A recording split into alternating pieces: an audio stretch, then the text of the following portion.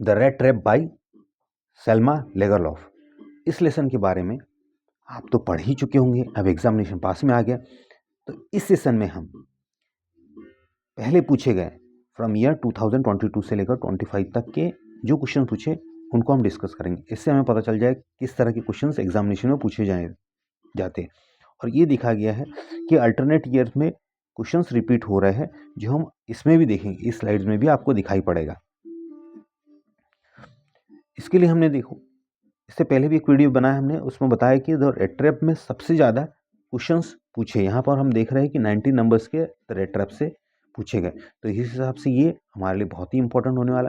तो red trap एक peddler की कहानी है, मतलब पैडलर यानी फेरी वाले की कहानी है, जो इधर उधर कोई चीज़ चुरा कर या फिर तार वगैरह से रेड ट्रैप बनाता, चूहादानी बनाता था और उसको सेल करता था। वो अकेला था, तो इसलिए वो दुनिया को देखकर सोचता था कि ये खुद ही रेड ट्रैप में फंसे हुए हैं। लेकिन एक समय में उसको खुद को लगता है कि वो खुद रेड ट्रैप में फंस गया है। तो इस बीच में उसकी क्रॉफ्टर से मुलाकात होती है। क्रॉफ्टर जो कि एक किसान कहलाता है, किसान होता है, या फिर उसको ठेकेदार बोल सकते हैं हम। इसके अलावा वो आयन मास्टर से मिलता है और उसकी बेटी से मिलता है। तो वो उसके बेटी के अच्छे व्यवहार के, एडला विल्मसन के व्यवहार के कारण वो अपना पूरा व्यवहार बदल देता है। तो चलिए स्टार्ट करते हैं। हमारे हम क्वेश्चंस है, तो पहले हम शॉर्ट आंसर्स देख लेते हैं, फिर उसके बाद में लॉन्ग आंसर देखेंगे। Why was the crofter so talkative and friendly with the peddler? जो क्रॉफ्टर था,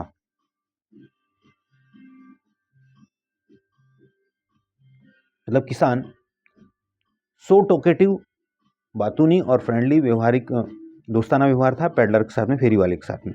द क्रॉफ्टर वॉज लोनली, वह अकेला था। इसके जगह पे आप अलोन वर्ड इस्तेमाल किए। ही वॉज ALONE, अलोन यानी भी अकेला होता है।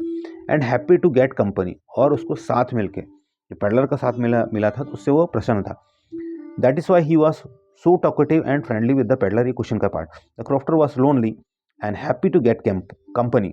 That is why he was so talkative and friendly with the peddler.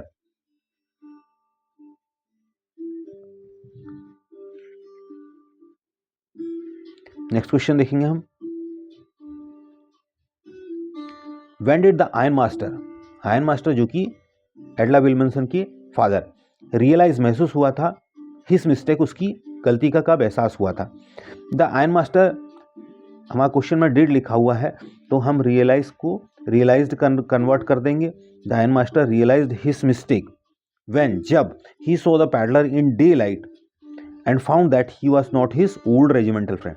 जब उसने दिन के उजाले में उसे देखा, सो सी का सेकंड फॉर्म, ही फाइंड का सेकंड फॉर्म फाउंड, उसे पाया या समझ में आया कि वह उसका पुराना रेजिमेंटल है ना, टुकड़ी का या सेना की टुकड़ी का साथी है। अगर आपको ओल्ड रेजिमेंटल नहीं आया था तो आप रेजिमेंटल हटा देना, ओल्ड फ्रेंड से ये भी नहीं आया तो आप फ्रेंड रख सकते हैं। तो ये आपको लिखने का तरीका है कि आपको नहीं याद होता, अदरवाइज सभी चीज़ें जरूरी है तो आप याद करेंगे।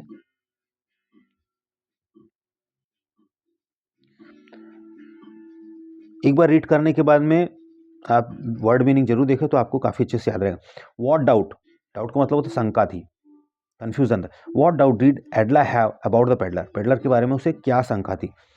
एडला डाउटेड, एडला ने शंका की थी, that the peddler might have, हो सकता है, माइट हैव, स्टोलन यानी चुराना, स्टोलन समथिंग, उसने कुछ चुराया होगा, या फिर एस्केप्ड यानी पलायन करना, भाग जाना, एस्केप्ड फ्रॉम प्रिजन, प्रिजन यानी कैद या जेल, जेल से वो भागा होगा।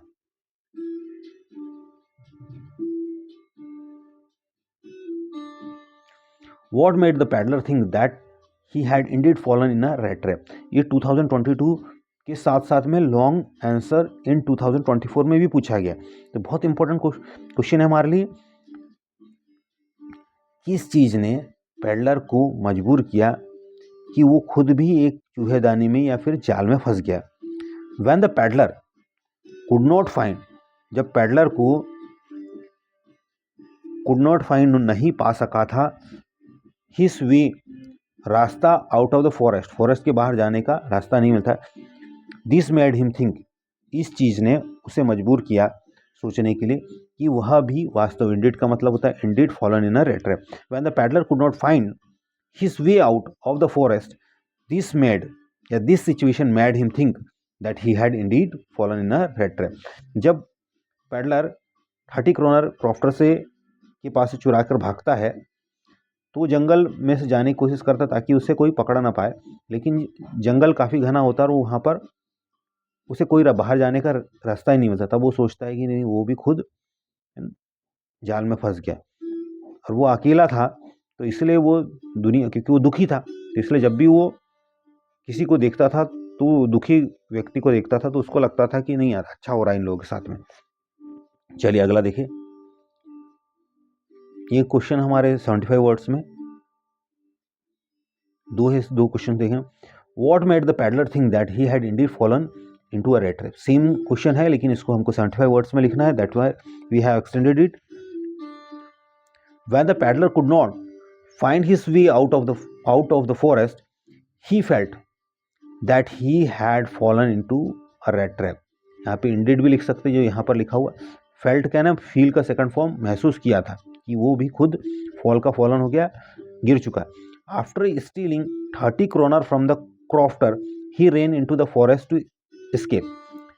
आफ्टर ने बाद में स्टीलिंग ने चुराना 30 क्रोनर, वहाँ की मुद्रा थी क्रोनर, फ्रॉम द क्रॉफ्टर कृषक से, ही रन का second form ran into the forest to escape, पलायन करने के लिए या फिर चुपचाप निकलने के लिए। He walked for many hours but could not find the right path. वो कई घंटों तक चलता रहा, वॉक का सेकंड फॉर्म वॉकड, लेकिन उसे सही रास्ता, राइट पाथ, सही रास्ता नहीं मिल पाया था। द फॉरेस्ट सीम्ड का मतलब होता है महसूस होना। The forest seem endless, endless है ना, अनंत लग रहा था। Then he understood that like a rat trap the forest had trapped him and there was no escape. फिर उसे समझ में, अंडरस्टैंड का second form understood, rat trap की जैसे फॉरेस्ट ने उसको ट्रैप्ड यानी जकड़ लिया है, फंसा लिया है, and there was no escape, उसको उससे निकलने के लिए कोई रास्ता नहीं।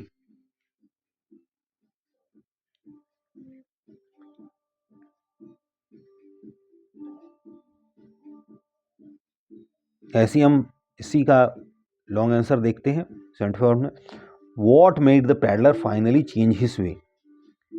किन चीज़ों ने, किसने उसे अंततः अपने व्यवहार को बदलने के लिए मजबूर किया।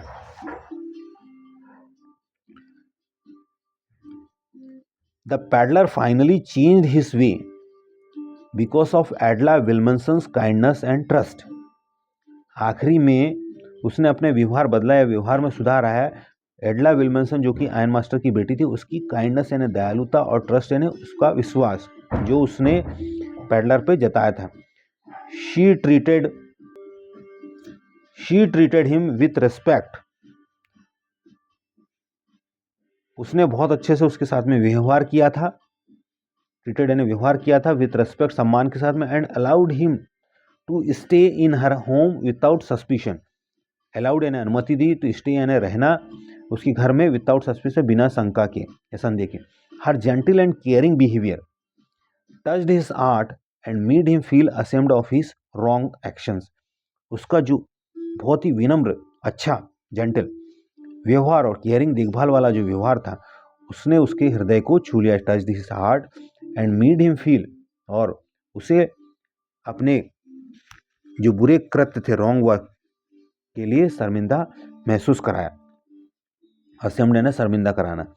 As a sign of change, एक परिवर्तन का सूचक या संकेत के रूप में, he left the stolen money, उसने चुराए हुए पैसे छोड़ दिए और उसके साथ साथ में रेड ट्रैप को भी छोड़ दिया था।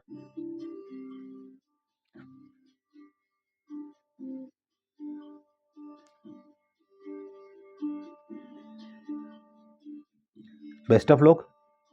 इस लेसन से इतने ही इंपॉर्टेंट क्वेश्चन है।